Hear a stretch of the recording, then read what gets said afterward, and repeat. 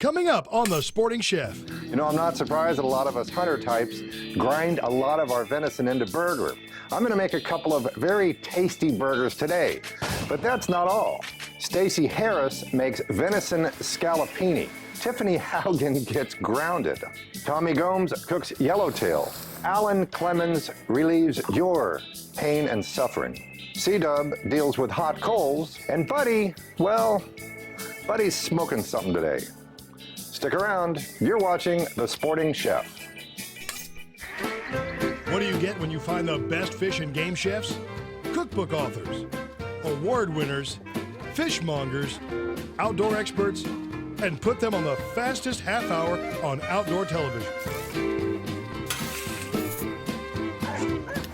Hosted by one of America's best-known wild game chefs, Scott Leyath, The Sporting Chef. Brought to you by Camp Chef, the way to cook outdoors. You know, I like ground burger, but a lot of hunters grind entirely too much of their antler game into burger. This is some less than prime venison trim. This is semi-gristly trim pieces that you can't do a whole lot with other than grind. And I'm gonna mix that with some Wagyu beef, which I'll tell you about in a second. But first, I gotta get my grind on. One thing I want you to notice about this ground venison is that it's extremely lean. Now, there are those people who like their ground venison and their venison burgers very lean. Just like that, they don't add anything to it. Okay, I'm gonna mix this up. We're gonna add some flavor to it. In the meantime, I want you to check out our favorite, Stacy Harris, making venison scallopini. It's so good. I'm cooking venison scallopini. I'm excited to be cooking this dish. This is one of my all-time favorites. I love to cook this because it's so quick, so easy, and if I've had a bad day, this is what I go to. It's a fabulous meal. First thing I'm gonna do, I'm gonna take my meat, and I have pounded, actually this is a back strap, but you can use a hind quarter, any piece of meat, because you're tearing up the fibers anyway when you when you pound the meat out, you're breaking down the connective tissue and the muscle fibers. You're gonna dredge your meat into the flour, eggs, and your breadcrumbs, and then you're going to place your meat into the sizzling hot skillet. You always want to wait until your skillet is really hot, or it's going to steam the meat and you won't get that nice crunch on it that you want to get. And so you'll know it. You'll know it when you see a little bit of smoke coming up, and you can put a little bit of water in it and it'll sizzle too. I started with a venison back strap, and I cut it into medallions, and then I pounded it with my meat mallet and made it to about 1/8 of an inch thick. You can make it even thinner than that if you want to. And if you do, it'll just be that much more tender. It may fall apart on you though. All right, my venison is ready. And now I have about 1 pound of mushrooms. I'm going to put them into the pan. I'm gonna put a little bit more oil in here.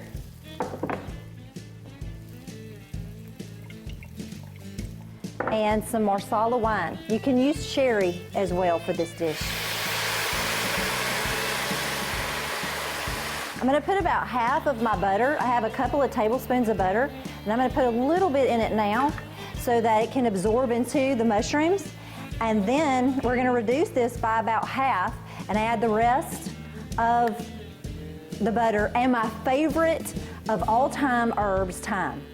My mushrooms have reduced a lot. So I'm going to put a little bit of salt and a little bit of pepper, and then I'm going to add the rest of my butter and my favorite herb, thyme. I'm gonna let these flavors meld together just a little bit, and then I'm going to plate it up. All right, I think it's about ready. Put these mushrooms on here. A little bit of that sauce. It is going to be so good. Put a little bit of parsley on the top. You have got it made. Here I'm Scott, do making you like burger. venison I've got scallopine? ground venison trim and Wagyu, or some people call it Kobe beef, but it's not really Kobe beef. Think of it as just fatty ground beef mixed with it to give it some fat with this very, very lean venison trim. I'm going to make two different kind of burgers. I'm going to make one that's a little more savory flavored. The other one's going to be a little spicy, but I'm going to add some high mountain venison rub to both of them. We'll start with that. I'm going to add some of the mesquite burger seasoning also, and onions, just some chopped up onions, some fresh garlic. Then you know what I'm going to do? I'm going to mix it up some more. Now, next up, I've got Tiffany Haugen. Tiffany Haugen is a cookbook author. She's very, very talented chef. We love her on TV, and she's going to show you how to prepare your venison for stew. When it comes to butchering wild game, there are a lot of options. Two methods we like to use are grinding and cubing. To avoid bacteria, keep meat as cold as possible and wear rubber gloves. Remove any silver skin or fat from the meat. Cut meat into large chunks. We don't add any fat or suet into our ground venison, preferring it to be as lean as possible. Pack tightly into freezer-safe bags and label appropriately. Cubing steaks tenderizes venison and cuts down on cooking time. Before cubing, remove any excess fat or silver skin and cut steaks into 3/4 inch slices. Cubing meat prior to freezing makes meal preparation easy. After defrosting these steaks, they are ready for a variety of recipe preparations. Hey, thanks Tiffany, great tip. Now I'm going to make two different kinds of burgers. One is going to be a little bit more on the savory side. The other one I'm going to spice up a little bit. I'm going to add one of my favorite wines. This is the Michael David Freak Show Cabernet. To this one also I'm going to add some Parmesan cheese and mix that up in with the burger, and some Italian herb seasoning. Italian herb, Michael David Freak Show. Over here, it's going to be a little bit more southwestern. I'm going to top the whole thing with some pepper jack cheese, but I also have some roasted Ortega-style chilies, some high mountain fajita seasoning, and I'm going to mix all this up and then clean up my hands so you'll never know what happened. I'm going to turn them into patties, but first, I've got Tommy Gomes, who's the head chingon at Catalina Offshore Products in San Diego. And Tommy has forgotten more about fish than I'll ever know. He's going to cook you a yellowtail. Tommy Gomes down here at Catalina's new educational seafood nutritional center, talking about utilization of the whole fish. This is a yellowtail collar, also known as a machi kama in sushi bars. Taking this, flipping it over, you can feel how much juicy, tender meat is in here. So what I'm gonna do is I'm gonna split it down the middle, just like you would a chicken breast. I'm gonna season it up with a little oil, a little bit of salt in here. I'm gonna throw it right on the grill, this Camp Chef griddle. I'm gonna throw it flesh side down. Squeeze a little bit of lemon juice on there. Put that lemon right in the middle. Take our cover, we're just gonna cover it up, and we're gonna let that get in there and steam and get those flavors flowing, the juices and the spices. You see that steam coming out of the pan, locking in that flavor, the juices. Look at that. See, it's cooking up well. Like I said, just like a chicken breast. And we're gonna take the high mountain trail dust, and we're just gonna sprinkle just a little bit, because you don't want to put too much on there, because we're going to flip it over and we don't want it to burn. Now when you flip this over, look at that. This is beautiful right here. You can see the fish starting to flake off. You can see the oils coming out. You can get that aroma, the caramelization, the coloring from the black iron cast skillet here. I'm gonna turn it down just a little bit. Now's when we can play with that seasoning, get that all over it. Put a little lemon in there, get it to steam up. We're gonna go ahead and cover it. Gonna finish that off. We're gonna let that skin crisp up. It's gonna be great when we break it open. It's gonna be white, flaky, juices are gonna flow, just like mom's chicken breast at home. So we're gonna go ahead and take it off. We've had it steaming on here. Look at that. This is great. You can see the juices just rolling in there. And what we're gonna do is I'm gonna take one, I'm gonna lay it down, and what I'm gonna do is I'm just gonna cut it right down the center here. Now, remember when I made that comment about chicken breast? Look at that.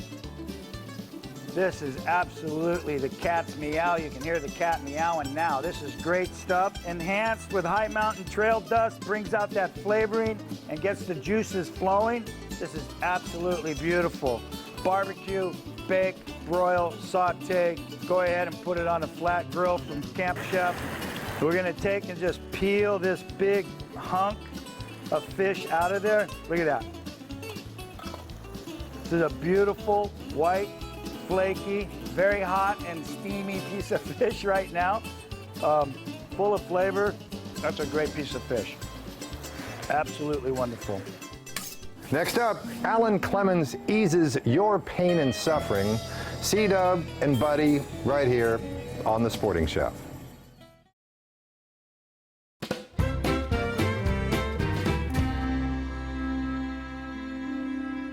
Today on The Sporting Chef, I'm making burgers. I have the more savory burger with the high mountain Italian herb, a little Parmesan, some Freak Show from Michael David Cabernet over here. Roasted Ortega-style chilies, fajita seasoning onto the grill. Let me show you, this is my Camp Chef grill box. This unit here is the Pro 90. You might want to take a look at the big gas grill that has the grill box with it onto my cast iron grates here. The difference between the cast iron grates and other grates is that they really, really hold their heat for a long time. I'm not going to flip these burgers until they start to sweat. If you start trying to move them now, they're going to stick. You want to wait until you get a nice crust on the bottom, then flip them over. If your burger sticks to the grill, you just haven't waited long enough. Next, these are different shaped burgers because they're going to go on a different shaped bun. Now, while these burgers are doing their thing, I'm going to get some lettuce, tomato, cheese, whatever else I want to put on top of these guys. And Alan Clemons is going to give you a tip you might not have thought about on how to ease the pain and suffering of, well, it's something that you use farther south. You know, I'll just let Alan explain it. Well, Scott, I tell you, I know that you know about this product, Preparation H. If you've had a long day fishing, working at the deer camp, in the duck blind in winter, deer hunting, it's cold, your hands get tired, swollen, they hurt. And I know it sounds funny, but Preparation H, it's designed to reduce swelling. Lather your hands up really good with some Preparation H all over it. Get some cotton jersey gloves. They're real cheap. You can get them just about anywhere. Lather up really good before you go to bed with the Preparation H all over your hands. Put the gloves on, go to bed. Wake up the next morning, swelling should be gone. You're good to go. Okay, over here the burgers are not quite sweating yet. Here's a little tip. If you take fresh rosemary, and it can be kind of it doesn't even have to be the culinary type, it can be the ornamental type of rosemary, and you put it inside the grill box, and then close the lid, what's going to happen is you're going to get some nice billowing rosemary scented smoke. It's going to come out of here, and it's going to make the burgers taste better. And I've got, next, Cee Dub. You know Cee Dub. He's going to show you how to deal with your hot coals. Oftentimes, I end up cooking someplace where it's really not convenient to discard charcoal briquettes or wood coals. So what I've started doing over the years is carrying an old surplus ammo can to safely take care of my charcoal briquettes. And these briquettes we've been using today, I'm going to shovel in here. I'll put the lid on, and in just a few minutes they will smother, and the heat will decrease to the point that I can safely transport them. A word of caution. You see how the side of this box is all caved in? That comes from put a whole bunch of hot charcoal in there and putting the lid on. And what happens that it pulls such a vacuum that it sucks the sides in, and you cannot get the lid of that ammo can off. So what I do, drill a little hole. There's not enough air comes through that hole to allow combustion to continue, but it'll prevent pulling that big vacuum and making you work real hard to get that lid off. So just a quick tip on how to handle hot charcoal briquettes and wood coals. Cee Dub, thank you. Great tip for what to do with those hot coals. I gotta get some cheese on my, that's pepper jack cheese that I'm gonna put on my Southwest style burgers. I'm gonna turn the heat down to low, close the lid, melt the cheese. In the meantime, I've got 2 sauces on the Southwestern. This is gonna be sour cream, mayonnaise, chipotle Tabasco, lime juice. And over here, I've got mayonnaise, chopped bacon, Dijon mustard. I'm gonna stir them up. And now here's Buddy T. All right, you got Buddy Topher here.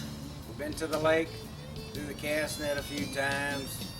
Got some grass carp here. I'm gonna show you something else to do with them. Using the old vault here. Okay, we've smoked it about 20-25 minutes. You can see this has got good smoke color on it. Beautiful piece of fish. Gonna show you the finished product. You can see how pretty that carp is. It's beautiful white meat. Got that smoke flavor, that fajita seasoning, Cajun seasoning. What I've got here is half Miracle Whip and half cream cheese. And you put as much hot sauce in there as you can stand. Mix that crab or imitation crab meat, now this carp meat. Mix that with this mixture here. What I've done is taken a piece of white bread, cut off the crust, rolled it out. I'm gonna spoon this in here. Gonna roll this up. Gonna put that in the refrigerator overnight so it sets up real nice. Then you go and you hit it with some of this Cajun campfire. Put that on the top of it. And you're gonna make some carp fingers. Or you can just get you a chip, put it on a chip. Just get out there and enjoy nature. It tastes good.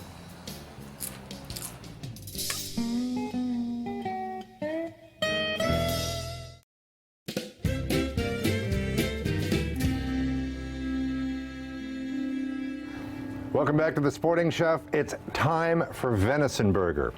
The Venison Burger is not overcooked. That's the prime thing. Don't overcook it. The buns are lightly toasted so that when you get all this juicy stuff in here, it doesn't all run through. This burger already has some Parmesan cheese in it. I've got some of this mayo that has mustard and bacon bits mixed right in with the mayonnaise. I'm gonna top it off with a couple of beautiful heirloom tomatoes and a little bit of lettuce. There's burger number 1. Burger number 2, on a Kaiser roll, smaller but still powerful. I have some of the chipotle lime mayo here. Right underneath, I'm gonna slide a yellow tomato and some lettuce and some red onion on top. Today on the show, we did a whole lot more than just grilling burgers. From venison scallopini to another use for rear end cream, we learned a whole bunch of stuff. And I want you to check out sportingchef.com to learn more about the people on the show, the recipes on the show. I'm Scott Leyath, and I sincerely hope to see you next week.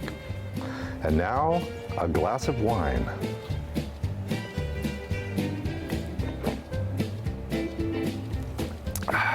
Freak show.